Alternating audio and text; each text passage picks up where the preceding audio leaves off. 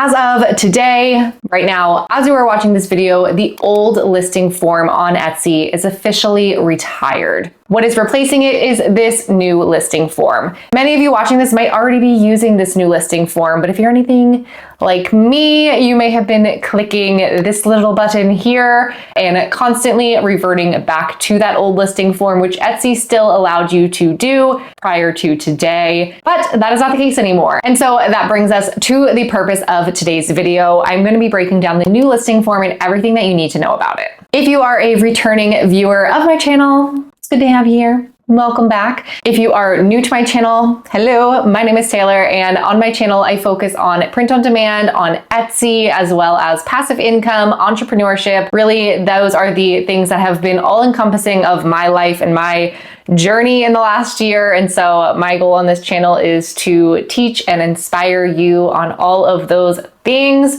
If that interests you, be sure to boop the subscribe button down below so that you do not miss out on any future videos. If you were using the old listing form, this is what you were familiar with working with and seeing when you were creating a new listing on Etsy. I want to reassure you here though, the new listing form, while it might feel a lot different, really the main differences within it are all cosmetic. You still have all of the same features and functions and capabilities within the listing form. It's just going to take a little bit of getting used to, and so we're going to walk through exactly that in this video. So here's what the new listing form looks like. Previously on the old form, everything was laid out just straight up and down, scrolling through section by section, and here everything is actually organized off by tabs along the top. So if you wanted to just jump to a specific section of the listing form, there's something that you want to modify and you want to just jump right to that part, you can actually just click the different tabs and it's going to bring you to that area. Of course, we have just our general about section about the product that you're selling, pricing and inventory, our product variations, details about the product, shipping information, as well as settings for your account as a seller on Etsy. Jumping back up to the top, really this information at the top is very familiar to what you would see on the previous listing form. Normally you're used to seeing your product images right from the top of the listing form, and you still have that here as well as your title. I'm gonna give myself just a quick little plug right here. On my channel, I have tons of tutorials and detailed videos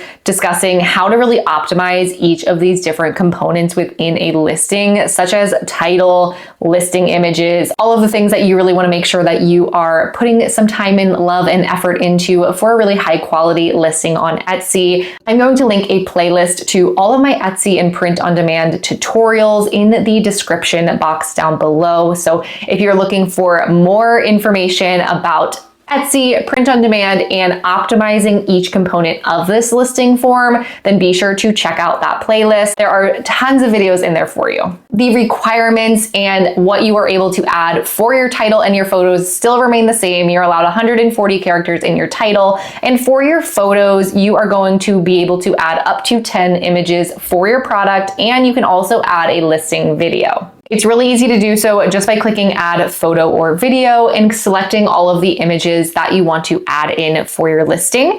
Now they are going to be uploaded in not necessarily in a particular order, and so you still might want to rearrange them. Of course, you want the best image of your product to sell your product as your primary image. That's the main image that a customer is going to be seeing as they are scrolling through the search results. It's really easy though to rearrange these images. As you see here, I can just click and drag and put the image where I want it to be. For example, maybe I want to swap out my primary image to this right here, and just like that, I have done so. For that primary image, whatever you do upload in for this, it is important to also just check your thumbnail. What I really like about this is you can actually see the thumbnail kind of in the perspective of the customer. I can see exactly what this is going to look like in the Etsy search results with my title, the price of my product, and the exact image. It's important to remember with your thumbnail image that most customers that are shopping on Etsy are probably going to be shopping on a smaller device, maybe like their cell phone. So if you are Thinking about that in terms of what the customer is able to see in this thumbnail image, sometimes you might want to zoom in a little bit more, especially if you have smaller or finer text for the customer to be able to read on the product that you're selling. You can easily just zoom in and out right here. Once you are happy with your thumbnail, you can just click done and scroll down to click apply, and that's going to adjust any changes that you've made. The next area in the listing form is the listing description. When it comes to the listing description, you always just want to make sure that you are including any important details that a customer might need to know so that they can feel confident in their purchase with you and the product that you're selling. Some key information to include are things like sizing, the material that your products are made of, how your products are made, shipping, production, really just any important details that a customer would want or need to know. Another best practice, something that you could add to your listing descriptions, would be anything regarding returns and exchanges, if you accept them, if you don't, and what your policy looks like if you do accept them, if there's a specific time frame that they have to contact you within or anything like that. After the listing description, this is where we now have the ability to turn on personalization for our product. All you have to do is just click add personalization, and there opens up the instruction for buyers. This is where if you're offering personalization, you want to be as detailed as possible for your instructions so that the customer knows exactly what they need to type in, and it makes things smoother on your end. So the more information that you have, typically the easier it is to execute and fulfill that order. Something that is new here that is really helpful is you actually can choose a character limit for the buyer response. So depending on the personalization that you might be offering with your product, you might need more or less information. If you are just personalizing, for example, a name on a mug, you're probably not going to need a higher character limit because all you need is the name for that individual. But if you are offering a personalized product that just requires a lot more detail for the personalization to be done,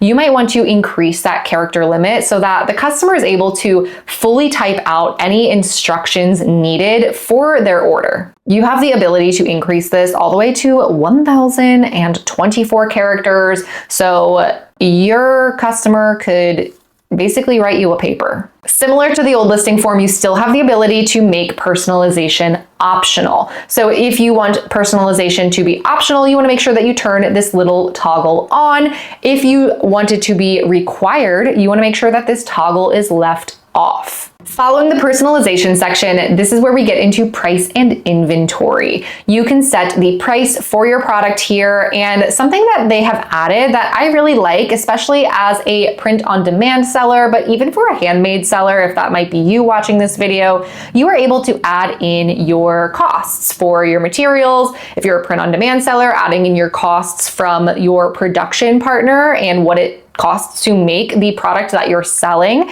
You can type that in here. The fees are already estimated for the listing, transaction, and payment processing fees. So you don't have to worry about trying to calculate that out yourself and doing that math. All you have to do is just type in your cost, and it's going to go ahead and give you your estimated profit. This is something that I think is incredibly valuable, and I am somebody who not only likes to run my pricing strategy once, I like to double check it, triple check it. When I receive an order for the product, I like to check it again just to really make sure that everything looks appropriate and I'm not going to have any surprises when I'm looking at my books for my business. You're able to adjust the quantity, as always, for your product here and the SKU number. Now, this specific listing that I'm going through in the listing form here is for a product that only has one variation. So this will look a little bit different if you have multiple variations. If you are a print-on-demand seller and you are using a platform like Printify to create your products,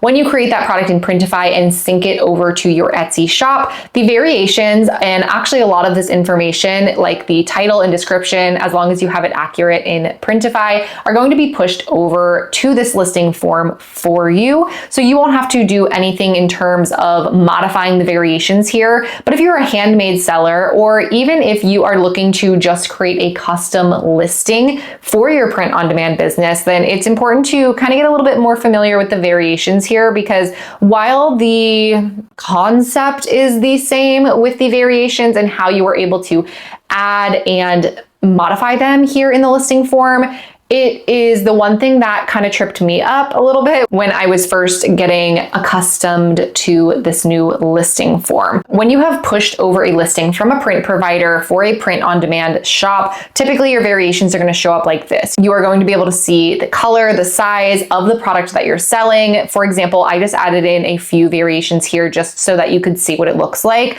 I have the option for a black and a white and a small, medium, large, kind of like what you would see for a t-shirt listing or a sweatshirt listing. When you sync a listing over from a print provider, that SKU number will automatically be uploaded in here, as well as whatever pricing you have put in with your print provider. However, you can always make modifications to that pricing here and type that in yourself, and the quantity automatically gets uploaded in as well. Usually it just puts it at the max of $9.99, but you could also make adjustments here. So if you're a handmade seller, of course you are going to fill in this information yourself, but I want to show you exactly how you can add in variations if you're looking to manage your own variations in this new listing form. So I'm going to just delete what I have and we're going to just start it from scratch. So what you are going to do is you are going to go ahead and click add variations. And I personally like to always create my own. However, you do have some options. So if you're looking to just offer some different colors, you could just click primary color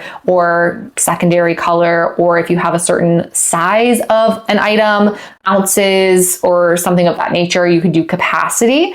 I'm going to go ahead and just create my own. So if I click that, first thing I get to do is name my variation. So I'm going to create a listing or variations as if I'm selling a t-shirt. So we'll say color first for the color of the t-shirt that I'm making. If you want to link photos to a variation, which when I'm selling apparel items, I always like to link the photos to the specific color. So if I'm selling a white t-shirt and I have a picture of the white t-shirt in my listing images, I can correlate the white color variation to that image. So when a customer actually picks the white option from the drop-down menu of variations that they can select from, it'll actually pull up the white image of my product. So they know exactly what they're getting. Of course, if you don't want to link photos to your variations, you could just leave that turned off, but I'm going to turn that on just for this example here. And for the color options, I want to type in whatever options I have. So we'll say I have a white version, I have a black version, and we'll say I have a gray version. Off to the right here is where I'm able to select the photo that matches each color. For this is not a listing for a t-shirt, but let's use our imaginations here. I could just click the image that would correlate. So for example, let's say this image right here is what I want to show when a customer picks the white color option. That's what's going to show now for it. And I could do the same thing for these other variations as well. Once I have everything that I need as far as color, I'm going to go ahead and click done. And I'm also going to add another variation for size because this is a t-shirt. So we're going to type in size and we'll say we have a small, a medium, and a large. Of course, you could continue adding on as well, but just for the sake of this video, we'll just do those three. Same thing with this, I could also link photos to this variation, but in this example, I'll just leave that off as we just saw that in the last part. So I'll just click done. And what we want to do next to set this up in a way that you're probably familiar with seeing, we are going to turn on the prices vary, quantities vary, and SKUs vary. Now, this drop-down menu to the right is going to determine what these vary for. So if you are offering something like a t-shirt, you want to make sure that the prices vary for each color and size, quantities vary for each color and size, and SKUs vary for each color and size. that is going to give you something that looks like this, what you might be familiar with already seeing in the previous listing form. Again, just a little cosmetically different here, and there you will be able to have all of your variations. Now you can modify these variations to whatever you want them to be or whatever you need them to be for the product that you're selling. You want to just, of course, type in something different. I used color and size as an example. You could call these whatever you want them to be as the category, and then whatever options are available within the category that you're looking to create, you would want to type those in as the different versions. After the variations, this is where we now have all of our product details.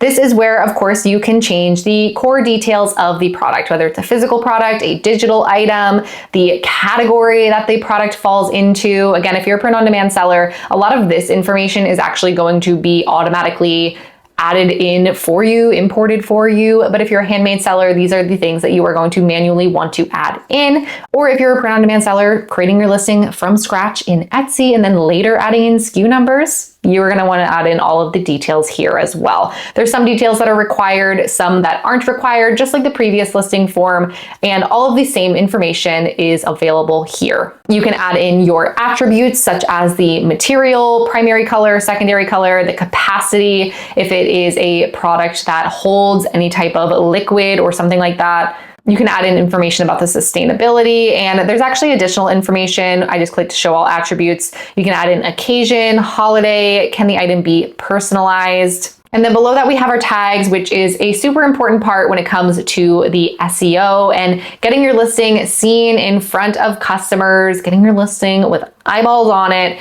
If you are interested in learning more about SEO, I will have my full SEO tutorial video linked up above. Next, we have our shipping. Here you were able to see the shipping profile that the product is currently listed under. Of course, if you need to make any adjustments to your shipping profile, such as your processing times, that is something that you were able to do by clicking edit and modifying the time range right here, as well as maybe where you are shipping to. If you're looking to add different destinations, international destinations, you are able to add and edit all of that information in your shipping profile here.